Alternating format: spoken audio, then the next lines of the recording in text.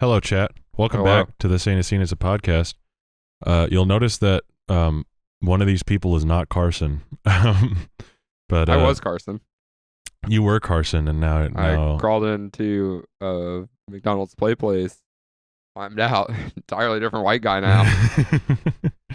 Yeah, we have an Heard a entirely lot. different white guy on the show right now. But I'm Dawson, one of your hosts. He him pronouns. Carson was killed and set on fire. So he's not here right now. But in his stead, we have Jack, in the band Hospitality from Kennesaw, Georgia. Yippee!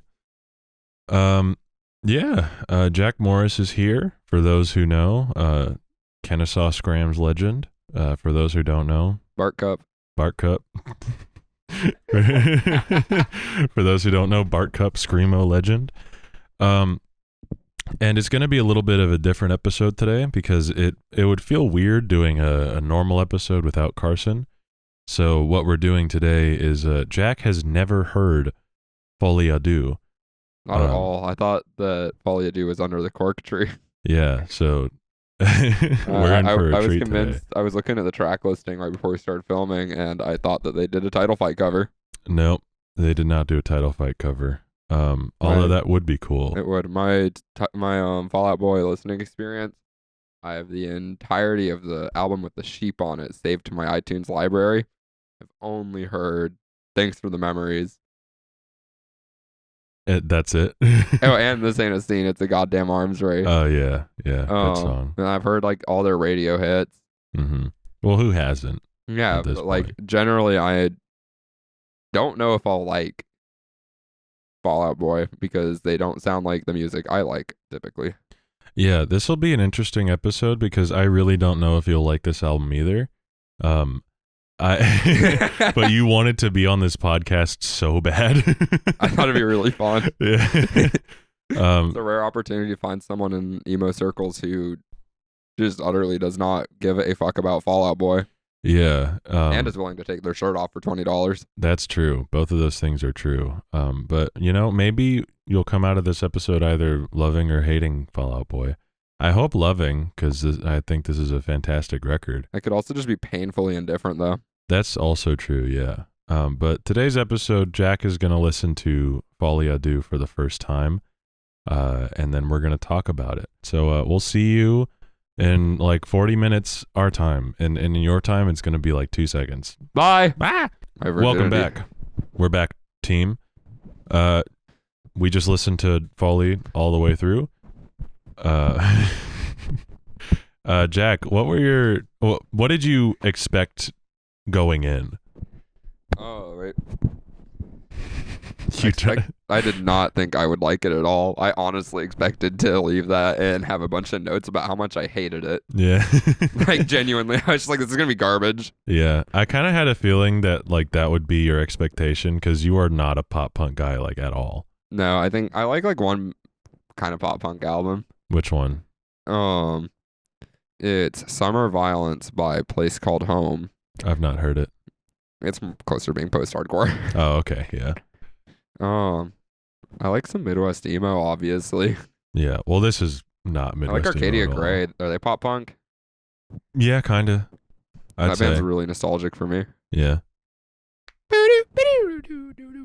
We just played with them. I know.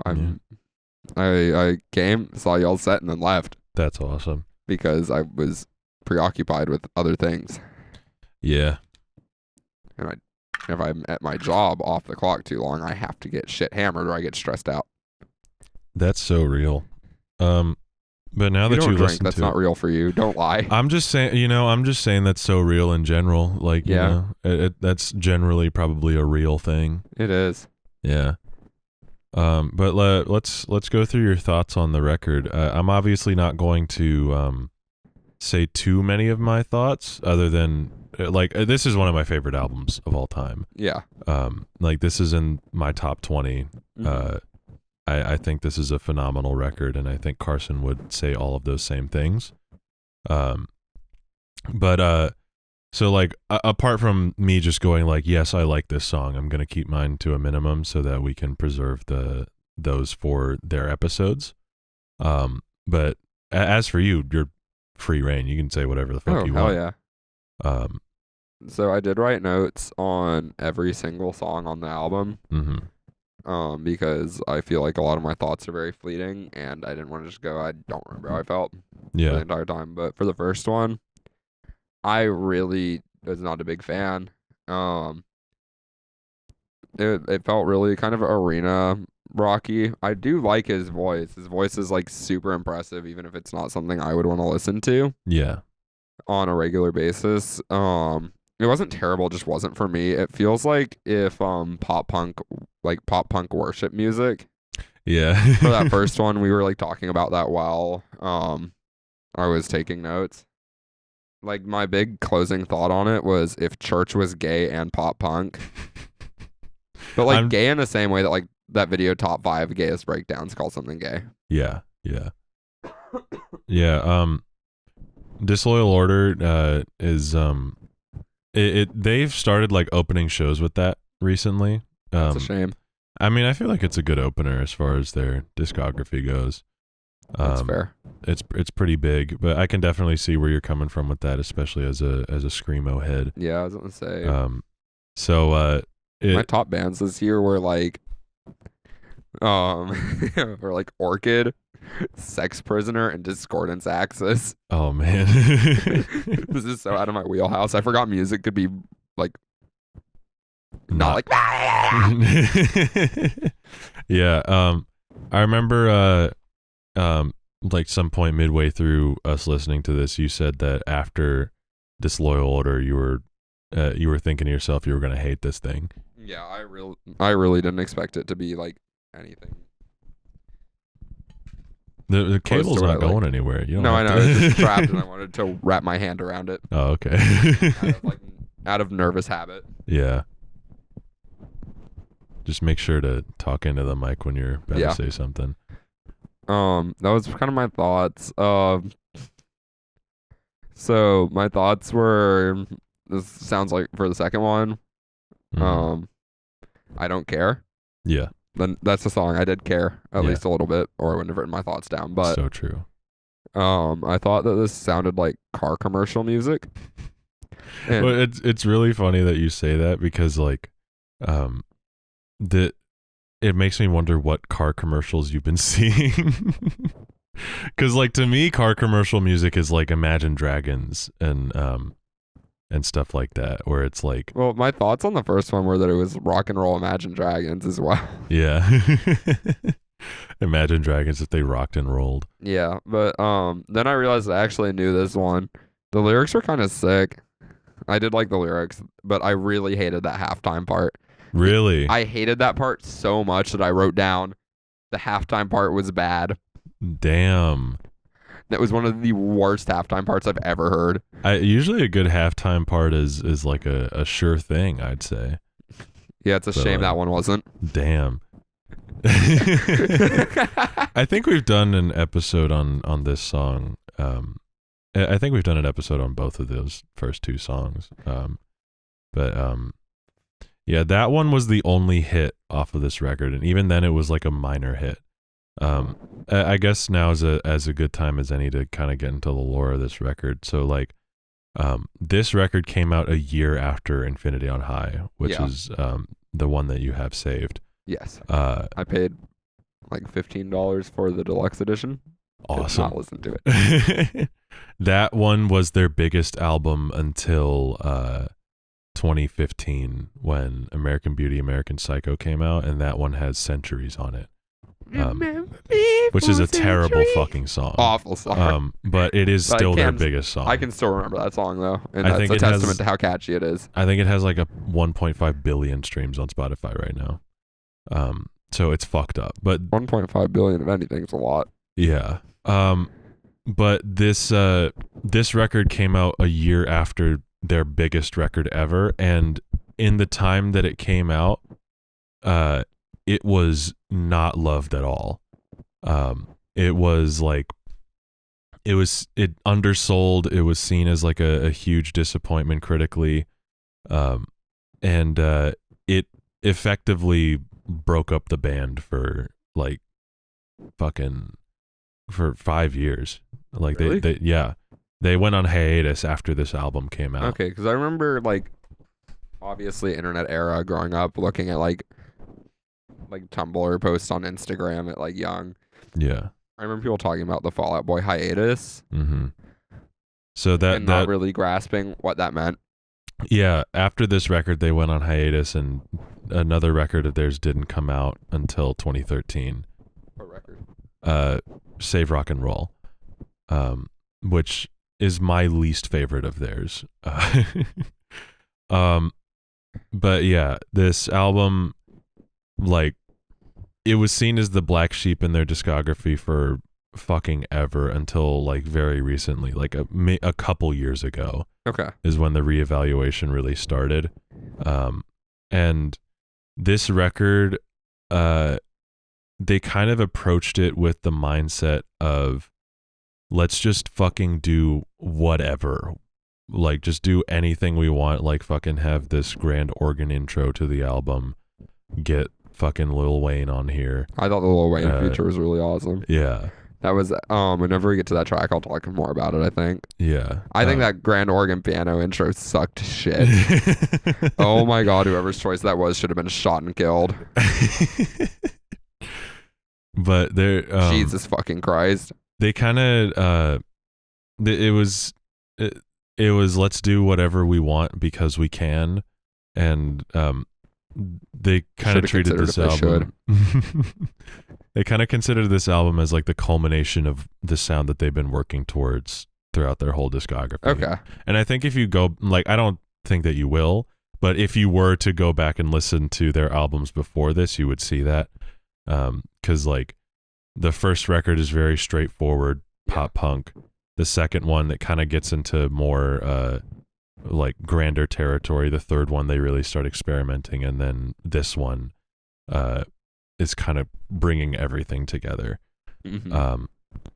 So like, the band, like the reception to this record was so bad on release that the band did not play songs from it except for I Don't Care for years.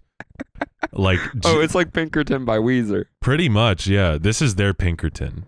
Like an amazing album that was initially fucking hated, but yeah. Fall Out Boy eventually came around to this album, unlike Weezer with Pinkerton, because to my understanding, they still, like, Rivers still doesn't like that album. I want to bite Rivers Cuomo. I do too.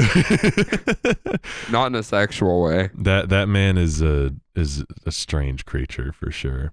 He really is. I do not like. I feel like he's a guy I would not want to have a beer with. No. And Tom York. Tom York is a guy I would never have a fucking beer with. No, especially lately. I want to bare knuckle box Tom York.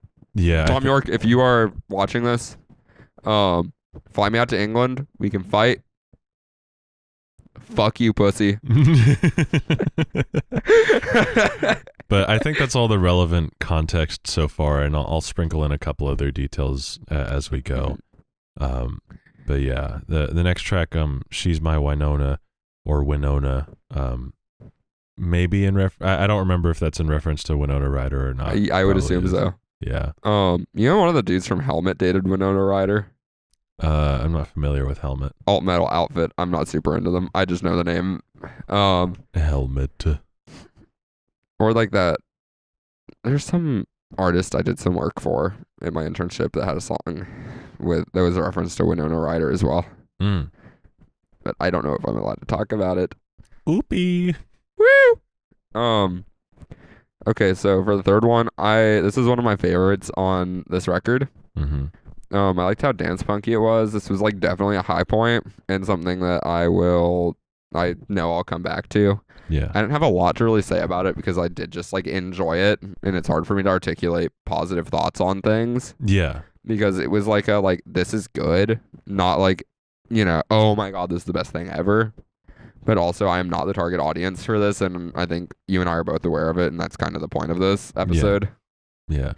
I think this I want to see what that's going to sound like later. It sounds like someone hitting the microphone with their face. Awesome. I can hear all of those. I have the headphones on. Was that obnoxiously loud? Not really. I mean, I'm gonna compress everything and match loudness and all that. Can you make just that one like really loud? No. Please? No. Fuck with me on this. I'm not fucking with you on this. But yeah, no, I thought the third track was really awesome. Yeah. I think this one should have been a single. I agree, actually. That one I felt the catchiest, and I think probably would have performed better. Yeah. At the single, if I recall correctly, the singles for this one were I Don't Care, America's Sweethearts. Keep fucking banging your head on the I'm like Gigi Allen, but minus the like raping animals and shitting on stage. Jesus Christ. Sorry. And the other single was What a Catch, Donnie. There might have been a fourth one. Yeah. But those are the three that I remember off the top of my head. But I really think this one should have been a single. Yeah. I don't really have much else to say about it. I have a bit more to say about the fourth track. Let's move to that one then. The fourth track being I don't have the track list pulled up because I'm fucking stupid. America's Sweethearts, which was another single. The intro gave me like musical blue balls. Yeah. Because it started to do that kind of black metal-y, like trem picky thing that like Deaf Heaven does, and I went, this could be really cool. Mm-hmm. And then it was not. Did you think that they were going to launch into a Black Gaze song? No, not at all. But I thought that it would like continue and they'd be a little bit heavier. And like a bit more. I thought they'd lean into the fact that I know that their drummer has influences from played in a hardcore band, and I also think one of the other dudes did it. Maybe I think one of the other dudes in that band also played bass in a hardcore band. Maybe. I know Pete. Yeah. I know Pete probably has some of that. Yeah, Pete did, and I thought that maybe they'd lean more into that on this and have like that like kind of standout heavy track. Mm-hmm. Did not happen, obviously. Well. Yeah, and a big surprise, the pop punk band didn't play hardcore, but if you take into account my childlike whimsy, it could have happened. So true. So true. I did like that, like it did have some like easy core influence, a lot of like I think it was chugging, Mm-hmm. that kind of like heavier like pattern, but it still felt a little too poppy. Like I normally would say this as a compliment, but it reminded me of that part of Stars by Hum. Like bop bop bop out bop bop bop out, where it like where if it were in a minor key it would have been like heavy. It felt very poppy still. It wasn't awful, but it like gave me like musical blue balls.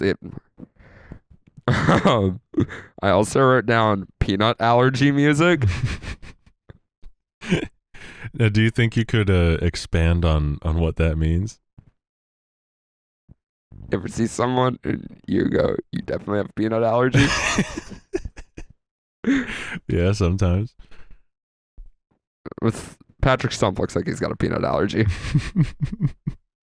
No, he's got a peanut allergy. Who? Whitney Jordan. Sorry, Whitney. I know, it's fucked up, isn't it? Whitney, you don't look like you have a peanut allergy. But Patrick Stump, on the other hand, looks like he has a peanut allergy. God, if you truly do exist, you'll get Patrick Stump Whitney's peanut allergy. He might. I mean, I don't know if that's public knowledge or not. If I had a peanut allergy, it wouldn't be public knowledge. So you could have a peanut allergy and you're just not revealing it. No, because if I had one, after listening to that one, I probably would have eaten a handful of peanuts just to see what happened. Oh, okay. I would have liked it more. And then you wouldn't have heard the next song. Yeah. Which is Head First Slide into Cooperstown on a Bad Bet. Which sounds like good car commercial music. This car commercial. Do you watch TV? When was the last time you've seen a car commercial? I think the last time I watched TV, I watched part 1 of season 3 of Beastars. Oh, so no commercials. No commercials, but I don't really watch TV like that, but like it reminds me of when like every car commercial like down. The Arctic Monkeys song. Yeah, that one. And Yeah. like, if you buy this pickup truck, your cock will get 3 times bigger. If you buy this damn pickup truck from Ford Damn Motor Company, your cock will get 400 million times smaller. Your wife will stop cheating on you. Your You kids buy will say, this- I love you. Buy this Dodge Ram truck and then I will respect you. Yeah, like it all feels like that, but like instead a way more limp-wristed. Yeah. Like it's like if like Subaru did that kind of commercial. Or like if it was like a commercial like that for like a Volkswagen Beetle. Like Acura did that. A little bit, yeah.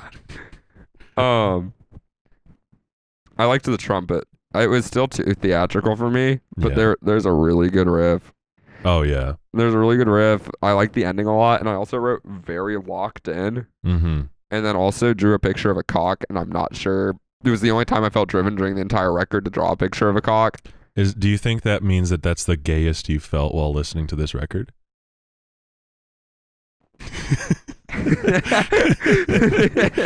It just conjured a picture of a cock and you felt like you needed to draw it because you felt so gay? I think it's probably because I don't... For our audio listeners, Jack Morris just leaned in for a kiss. For audio listeners, Dawson Beck did not reciprocate. You're too far away, man.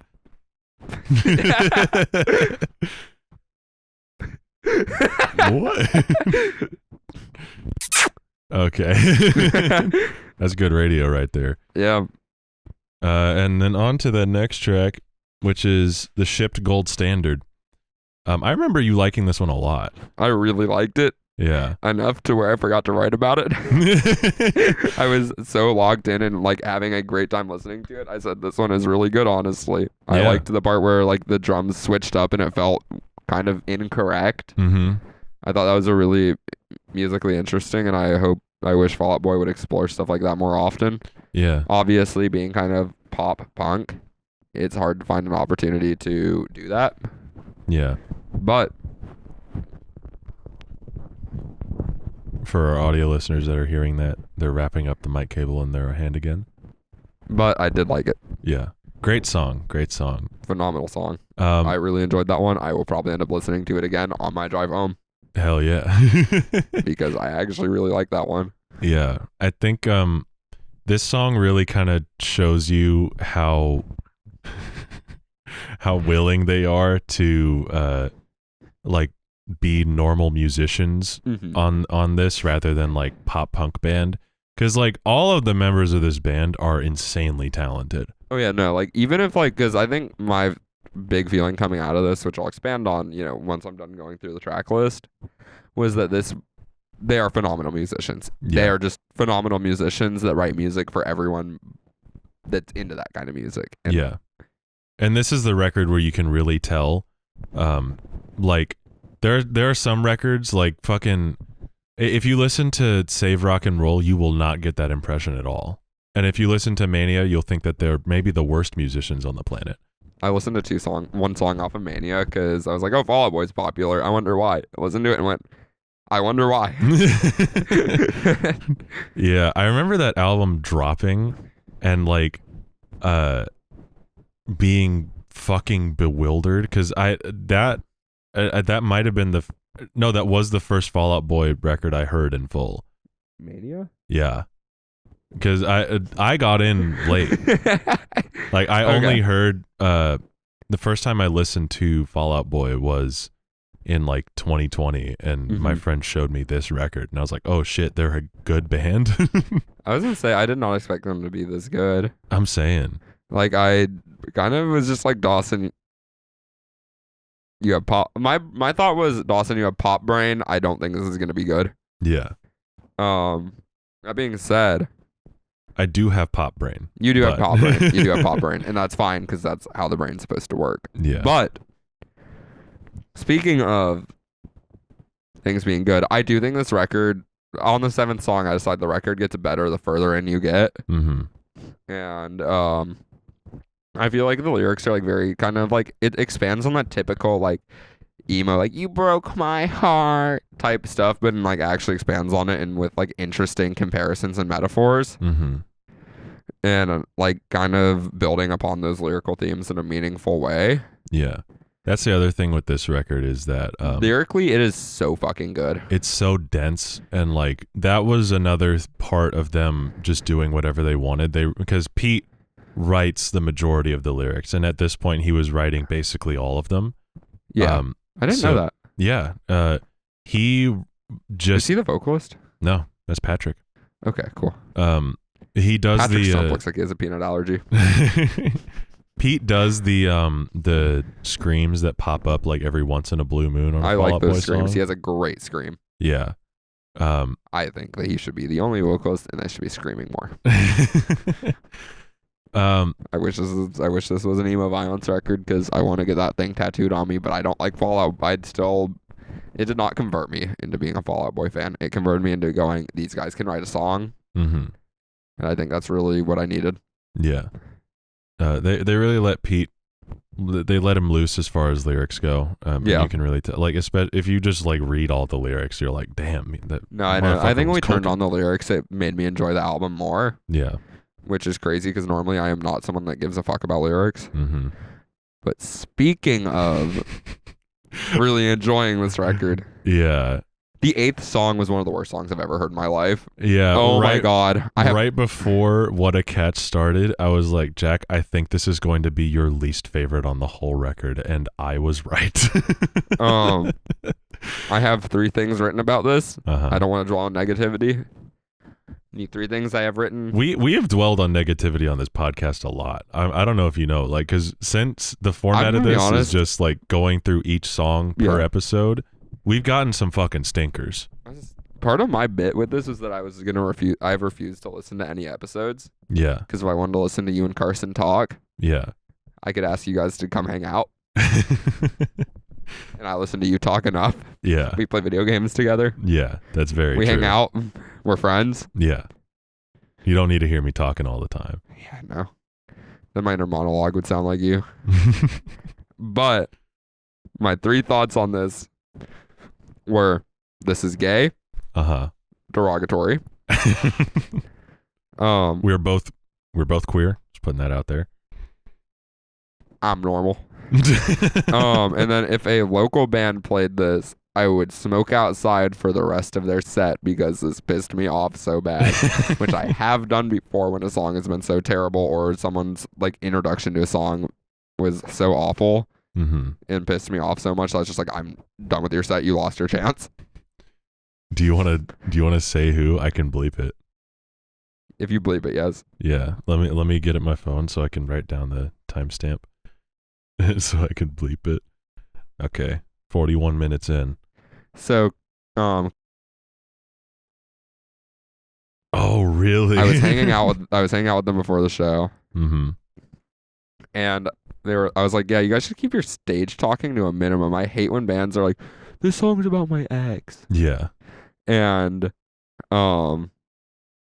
set goes great. They sound phenomenal. Phenomenal band. Mm-hmm.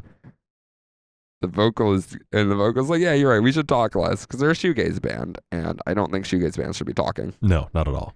Shoegaze and screamo, I don't want to hear shit. I want you to just play your damn song. Yeah. And the guy goes, word for word, this song's about my high school ex. I got so mad. I just heel turned, walked out with the flat iron. Holy shit. I was so mad I had to go to flat iron. Well, at what point was this during their set? Like, was this off the top? This was like right in the middle. Oh, man.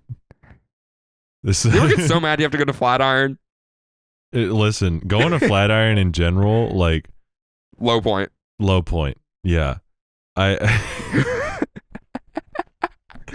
Like, there's a certain age where you should not be going to flat iron, and that age is, like, early to mid-20s.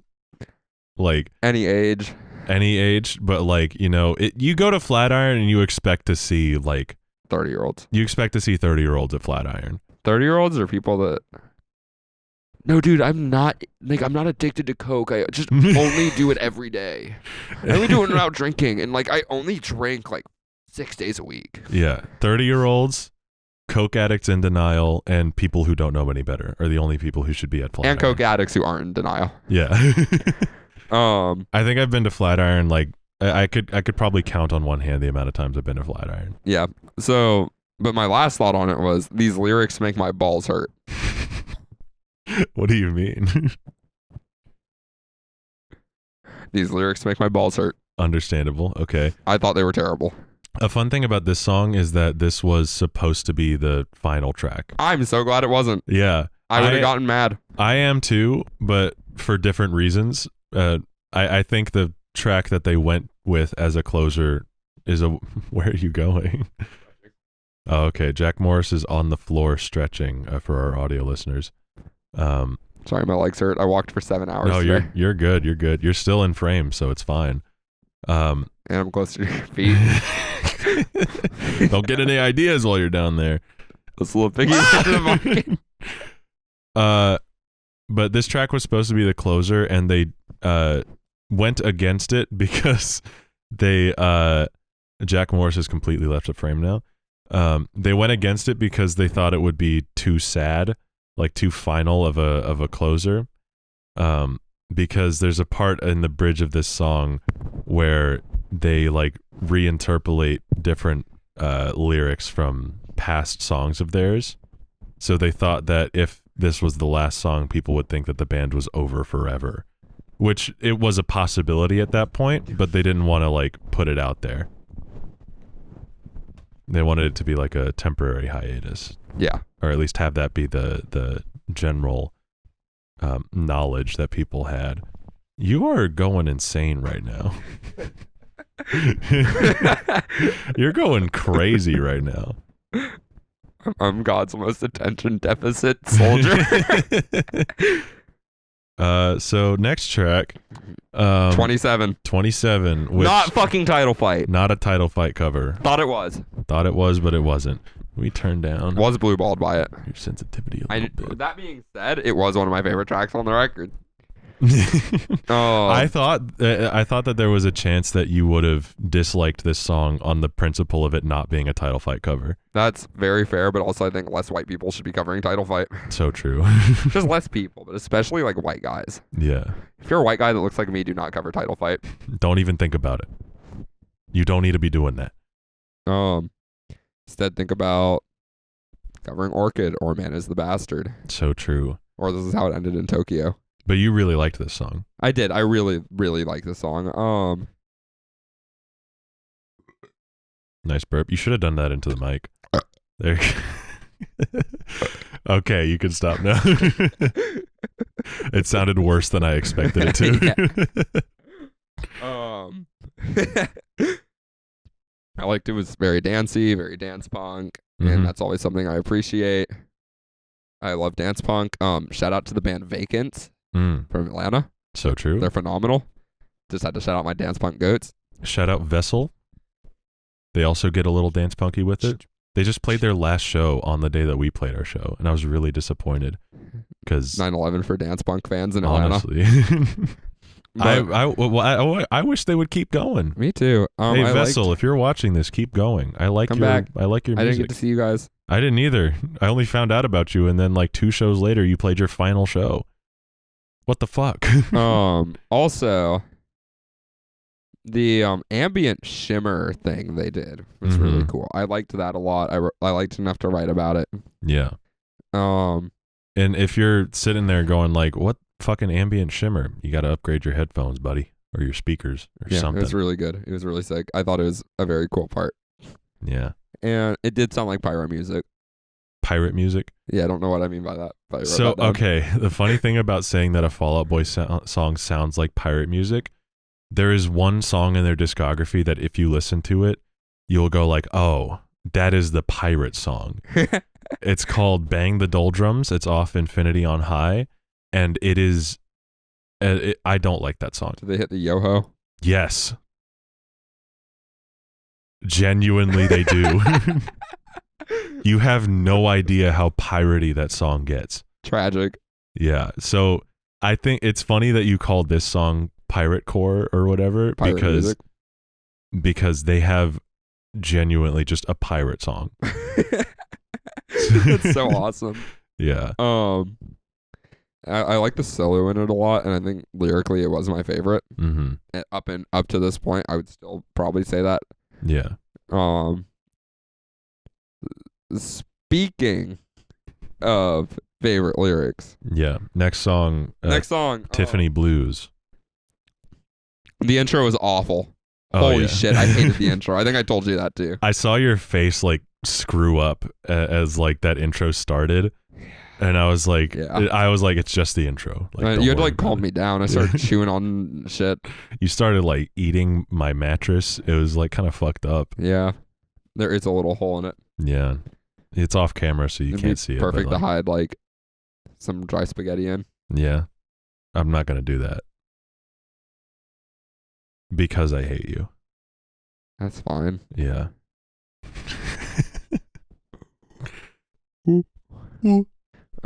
Anyway, Tiffany Blues. Oh, sorry. I was just reiterating which song we were talking about. Which one? Tiffany Blues. Okay. That falsetto was sexual. Oh, yeah. That like, I had my moment of like, is this why everyone thought he was so fuckable? Well, the funny, like, people, like, Pete Wentz was the fuckable one. He was. And he's not doing that falsetto. But like, people still wanted to fuck Peanut Allergy Boy. They definitely did, but like, I don't think like... I don't think it was because he was hot. I think it was because he was in Fall Out Boy. Well, yeah, but also, you got to understand, around this time, and like especially around the time that Infinity on High came out, Pete Wentz was like an A-list celebrity. Like, not just Fall Out Boy, Pete Wentz was fucking big.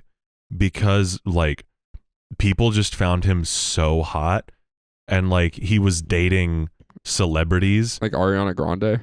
He dated Kardashian at one point. What? Yeah. Why do Kardashians love little emo boys? I don't know. There's a more notable one that I'm fucking forgetting right now. MGK. No. MGK dated a Kardashian. Well, I'm talking about someone that Pete dated. Oh, okay. There's a more notable person that Pete dated. Demi Lovato? And married. Like, Pete married fuck, what was her name? Are they still married? No. Such is Hollywood. That's Hollywood, baby. Let me fucking... I need to find out who... Like, I need to find the name. Pete Wentz's wife. Ashley Simpson. Who is that? He married Ashley Simpson. She was a really big celebrity around that time as well. And she,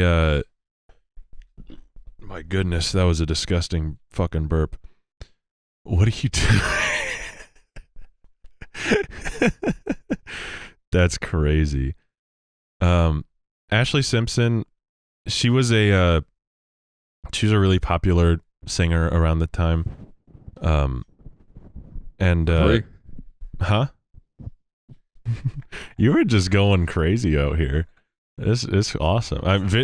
Video watchers are having the time of their life right now. Great day for video watchers. Yeah, if you're not watching the video on YouTube, go to our YouTube and watch it, because Jack Morris is doing a lot of funny, wacky things.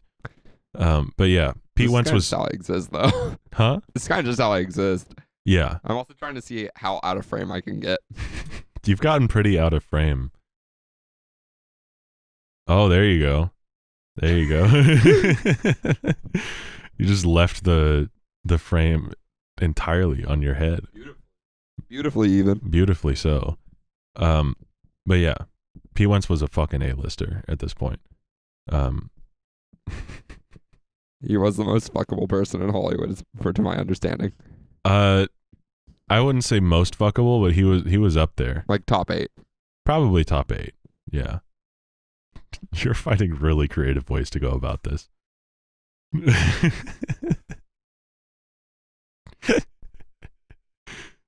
Should we tell them what you're doing? In the Patreon only episode. Okay. Subscribe to the Patreon. Subscribe to the Patreon to find out what the fuck Jack Morris is doing.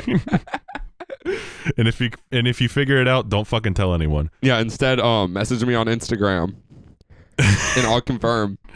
And maybe send you a picture of my balls if you ask politely. Oh. I'll be hanging brain on Instagram. There we go. Hanging brain on Instagram. That's a good phrase, right? Yeah, I like it. Should we talk about this next track? Speaking of hanging brain, Whams. That Lil Wayne. Oh, that Lil Wayne feature was phenomenal. That was so sick. Oh yeah. Lil Wayne on this song. I didn't know it was Lil Wayne for years. I didn't either until you told me. So true. You know, okay, we were talking about this when we were listening, because I got Lil Wayne and Lil Jon mixed up. Mm-hmm. You know, Lil Jon's screaming was inspired by Minor Threat.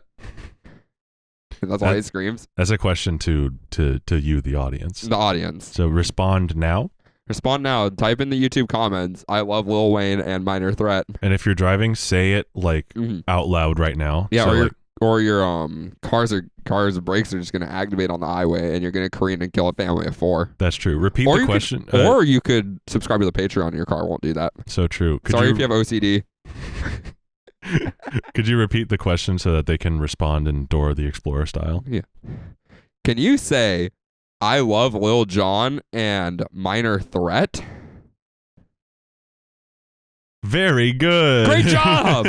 Great job, everyone. Speaking of Minor Threat, on the 11th track, Whams. You can really see the hardcore influence shine through, actually. Yeah. You want to know something funny about this track? What? This is the only track on this album produced by Pharrell. The Minions guy? Yeah. And nothing else? And nothing else. And the Lego movie. And the Lego movie. I did not know that. Yeah. That's really cool. Pharrell produced this track. The rest of the album was produced by their longtime collaborator, Neil Avron, who I think did a great job. Gay name. So true. But Pharrell produced this song and fucking killed it, I gotta say. Yeah, I was gonna say it sounds great. I really enjoyed that song. That was one of my other favorites. Yeah. The bass line was so sick. If you see me looking down, it's because I am reading my notes. So true. You don't have to explain a goddamn thing to them, Jack. I don't owe you shit, but I will give it to you anyways because I'm nice. So true. I've also, today is day 69 of me wearing the same jeans every day in a row. What was the record last time? The other pair I hit 137 days without washing. That's insane. They got a layer of grease. I washed them. That layer of grease did not go away. I'm trying to hit 6 months in these though. Holy.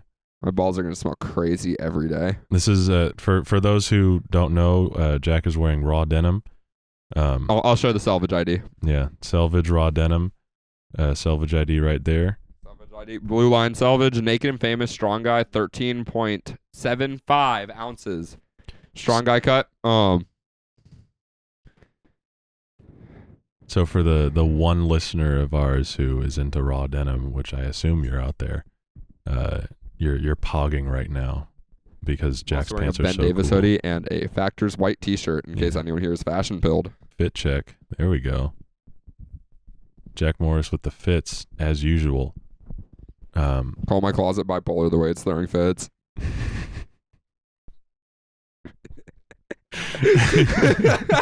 That's awesome. We're on Whams. That's so true. Produced by Pharrell. What are your notes on this one? I like the hardcore influence that shined through. The bass line was fucking crazy. Yeah. It was definitely a high point. The ending did make me mad. Yeah. Because it shimmer out and why did it make me mad? It faded out right as like the drummer's doing like a double kick thing. Yeah. No, it got really heavy for no reason. And then immediately just went, sorry, if you're into cool shit, you can go fuck yourself. I do wish, like, I do wonder where they were going with that. Or, like, clearly if they nowhere. went anywhere. Yeah. I would like if they did, for sure. But yeah, they're doing it again. Yeah, Whams, great track. Great track. I believe it stands for waitress, actress, model, singer, I think is what it stands for. Kind of like playing off the like the amount of jobs you have to like try and make it in Hollywood and stuff like that. That makes sense. Yeah. Great fucking song. Song 12. Speaking of great songs, in my opinion, at least $20 Nosebleed. And I hate Brendan Urie. I hate him so much. Brendan Urie, fly me out to Vegas. Let's talk. We can talk behind like a McDonald's. Me, you, me. I will not. Neither of us need to bring any weapons. Mm-hmm. None of us need to bring any friends. I want to break your nose. Mm-hmm. I'm Brendan Urie. Don't take this seriously. I don't want to get arrested for threats. I just don't like your ass. I hate you. Everything about you. You disgust me. I don't like you. You ruined your own band with your greed. I hope you die. You want to know something funny? What? After Carson and I get through all of the songs on Fall Out Boy, Panic at the Disco. We're doing Panic at the Disco. That's tragic. Most of their discography sucks. Yeah, but those first two records are fucking amazing. Golden. Great records. Bring back Ryan Ross. Brendan Urie, you should not be the only one in that band. I hope you sound with a Lego Man. It's worth noting that this was the same year that Pretty Odd came out.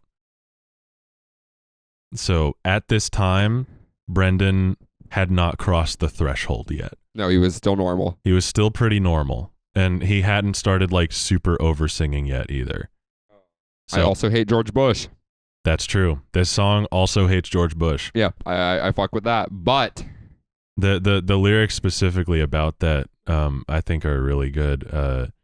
Fucking God, I thought I would just have it off the dome like I normally do. Fuck. Is he stupid? Is he stupid? Probably. Chat, is he stupid?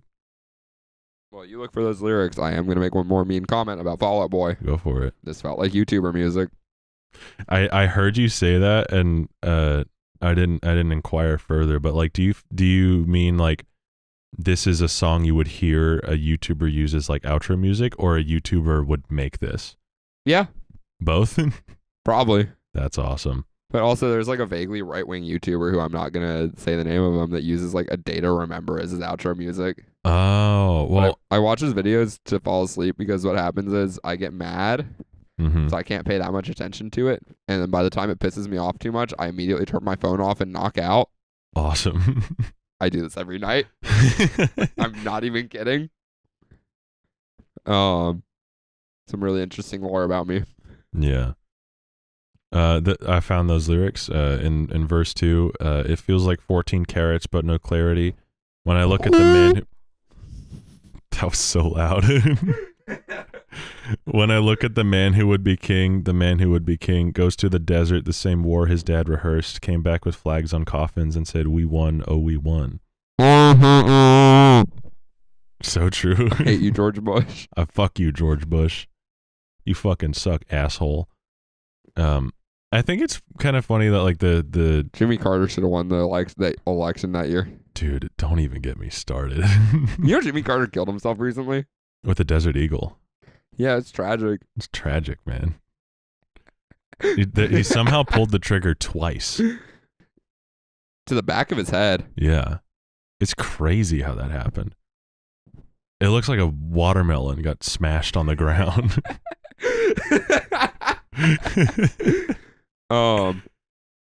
I also really like the ending of that song though. Oh yeah. It felt a little scramsy. Yeah. I was thinking you would either really fuck with that part or think it was so cringe. I like it, but also like I liked the kind of industrial feel to it. It did feel like the cringe industrial that I don't like, but any sort of interesting influence on stuff like that is exciting to me. Yeah.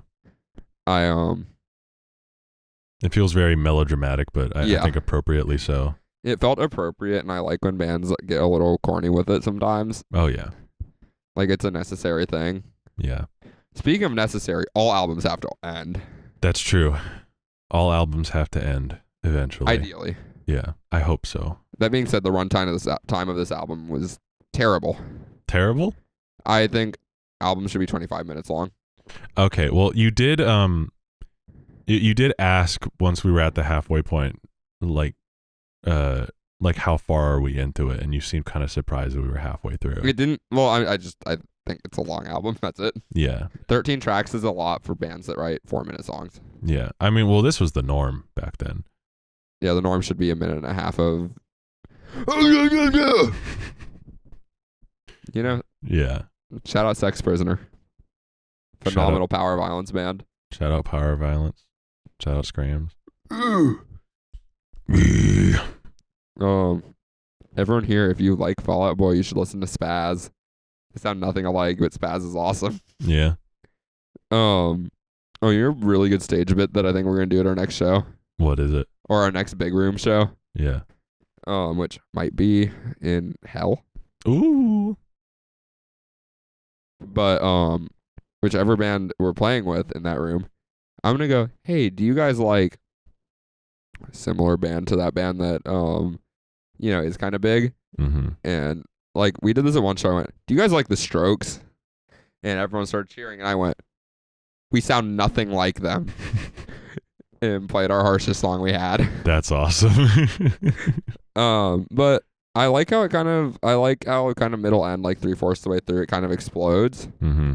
That was really cool. The end was really good. I like the screams. That was a highlight for me. Yeah. I had a star next to it, but I think looking back on it, if it's not my top 3, it's probably my 4th of my 4 favorites. Mm-hmm. I don't really have a lot to say about it. It felt like an album closer. Yeah. Which was a good thing. You know, they've played this song one time. Tragic. I know. And that time, the first time that happened was this year. Really? Yeah. I wasn't joking when I said that this album's reception was like really bad. Which is so confusing to me, especially now because like the retroactive praise of this album has been unbelievable. Like this is widely looked upon as like their best album by normal people. Out of all of the singles I've heard, I did enjoy like a lot of the tracks off of this more than I've liked any other Fall Out Boy songs. Other than Mania, the greatest album ever. Oh, of course, yeah. The greatest album of all time, some would say. My overall thoughts is that I thought this was a great album. It never felt too self-indulgent. Mm-hmm. But at the same time, 50 minutes of pop punk. Listen, it could be so much worse. It could be so much worse. Imagine listening to a 50-minute Blink-182 record. I do like Blink-182. No shade to them, but imagine 50 minutes of... phenomenal. That's a great pop punk record. Imagine listening to 50 minutes of their brand of pop punk. Dude Ranch. I would listen to 50 minutes of Dude Ranch. Okay, maybe a bad example. Blink, or like the Sum 41, great pop punk. Yeah. I like when they rap. Mom should have had an abortion. Can you put some like reverb on that in post? No. That doesn't work. The joke doesn't work. I'm not going to remember to do that.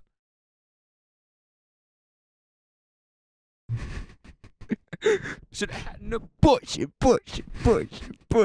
See, you can just do that, the analog. Yeah. I also like Good Charlotte.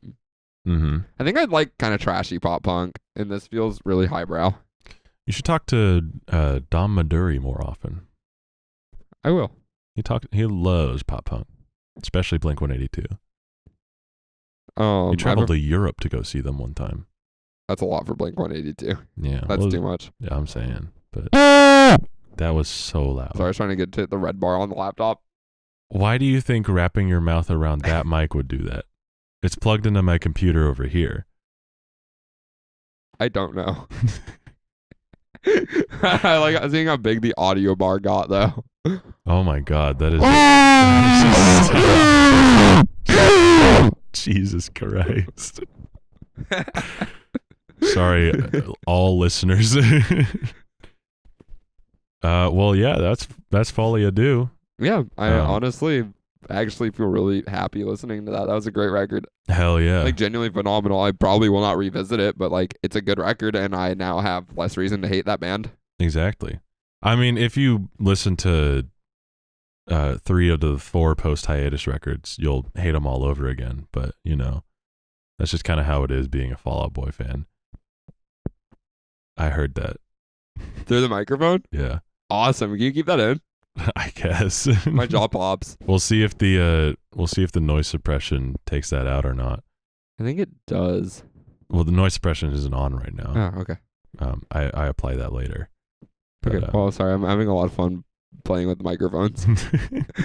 What do you say we well, at the end of every episode we rate the song we're talking about, and then I roll out the red carpet, and then Carson spins a wheel, but he's not here right now, so we can't spin that wheel, and we didn't do a normal episode. But what would you give this album out of 10? Like a 6. 6? A 6. It was like better than average. Like if 5 truly is average, and we look at that way, and not on like a high school grading scale, 6 was 6. It was like solid. I wouldn't revisit most of it, but I can appreciate all of it. Yeah. Minus like track 8. Um, Which one was the one here? I have my notes. that was track 8, I think. Yeah, track 8. Terrible Yeah. track. Oh my fucking god. I think if you do end up revisiting this record, you'll like it more, because when you mentioned around track 7 how you were like this record gets better as it goes on. This record is the kind of record that gets better every listen, in my opinion.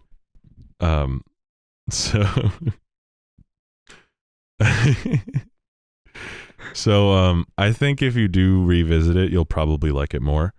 Yeah. I think you'll find greater appreciation for different parts of it. That's fair. This is a 10 out of 10 for me. I think with your taste that makes sense. Yeah. That being said, I'm excited for the Patreon episode we're about to do. So true. Where Jack is going to show me Gatefold by Orchid. Gatefold by Orchid, and we're going to talk about that because I've never listened to any Orchid before. Subcultural exchange. So true. But thank you so much for listening. Thank you for if you're still listening. If you're not, fuck you and die. Follow Jack and I's bands. Yeah. @/hospitality/ on Instagram. And those are slashes spelled out. Oh yeah, it's spelled out. Yeah. And follow my band at Bummer Hill on Instagram, at Bummer Hill ATL on Twitter. Subscribe to the Patreon. $5 a month gets you an extra episode every week that there's an episode, because We're also Hospitality KSaw on Twitter. that's true. Listen to Hospitality, Kennesaw Scrams, good shit. Follow the podcast. We're like Chief Keef, but for white kids from the suburbs. Chief Keef is Chief Keef for white kids from the suburbs. I know. Subscribe and follow the podcast. $5 a month gets you an extra episode every week that we have an episode. And a drawing for $1 million. No, it doesn't. I'm legally not allowed to say that. You are. No, I'm not. Follow our Twitter at The Dreaded Wheel on Twitter. And this is normally where we would spin the wheel and decide what we're doing next. But since this is an oddball episode, since Carson isn't here, everyone pray that he recovers from his tragic gay sex accident. And we will see you next time. Hey, Hopefully Jarvis. with Carson. End the episode for me.